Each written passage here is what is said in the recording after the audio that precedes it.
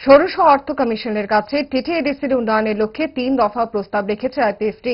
শুক্রবার এক সাংবাদিক সম্মেলনে কথা জানান দলের সাধারণ সম্পাদক স্বপন দেববর্মা।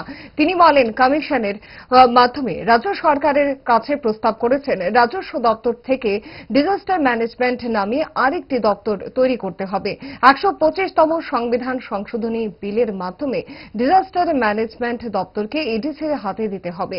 পাশাপাশি পঞ্চায়েত দপ্তরের অধীনে ২৯টি দপ্তর রয়েছে, তাই একজন পঞ্চায়েত সেক্রেটারি এবং জিআরএস এর পক্ষে প্রশাসনের কাজ করা কোনোভাবেই সম্ভব নয়। সেক্ষেত্রে পঞ্চায়েত দপ্তরের কর্মচারীর সংখ্যা বৃদ্ধি করতে হবে। দপ্তর নেই।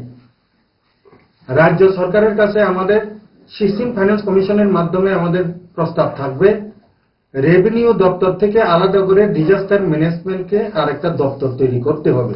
এক, দ্বিতীয়ত ডিজাস্টার ম্যানেজমেন্ট দপ্তরকে এডিসিকে ১২৫তম সংবিধান সংশোধনী বিলের মাধ্যমে পাস করে এই দপ্তরকে এডিসির হাতে দিতে হবে।